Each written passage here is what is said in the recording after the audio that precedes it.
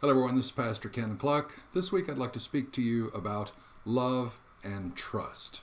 Welcome to Little Church, Big Heart, a YouTube channel that exists to encourage small church pastors so that you know that you're not alone and that there are other people out there who struggle with you and that there's always someone you can reach out to and someone willing and looking forward to giving you encouragement.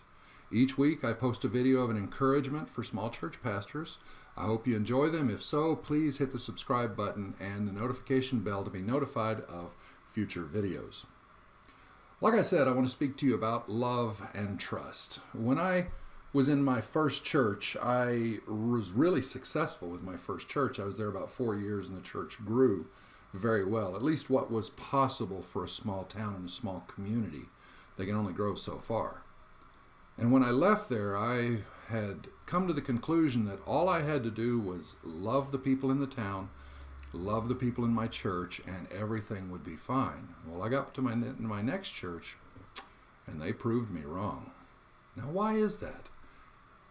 Paul even says, faith, hope, and love, these three remain, but the greatest of these is love. Wouldn't it make sense that if the greatest is love, that love is sufficient to overcome everything?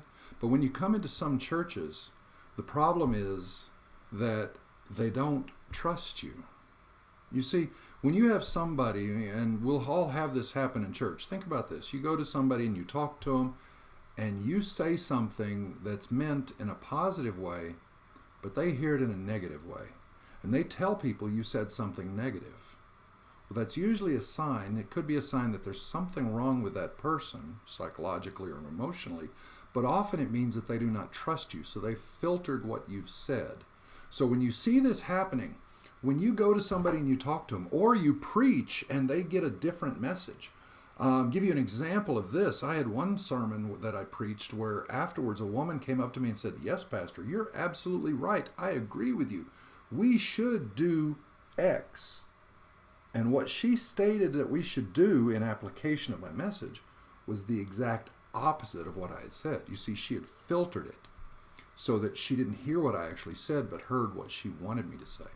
I've also had examples of this where people would get angry at me if I preach on the concept of divorce and remarriage and preach what the Bible says about it and preach what Christianity teaches about it as Orthodox Christianity, and then have them get upset because they would come to me, but you don't understand my situation. You don't understand. And I did understand their situation.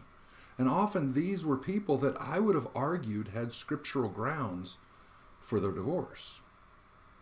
But you see, the problem is the trust was not there. So when you have these problems in your church, when you see these happening, figure out what's going on. Why does this person or these people not trust you? And when you have the same thing happen, when you run into somebody and everything you hear from that person is negative, it could be that you don't trust them and you're doing the same thing to them, that you're figuring out that you are filtering what they say through a negative filter.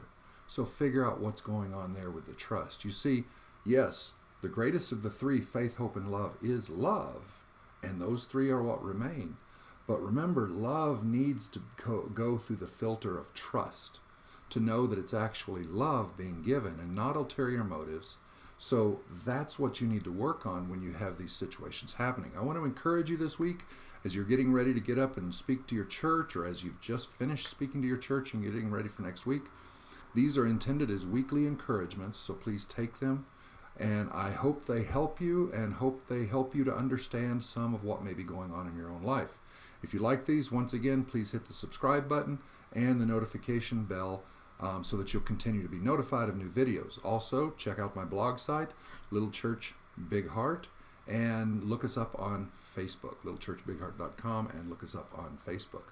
Look forward to putting these out every week, and I truly hope and pray that the Lord gives you a blessed Sunday.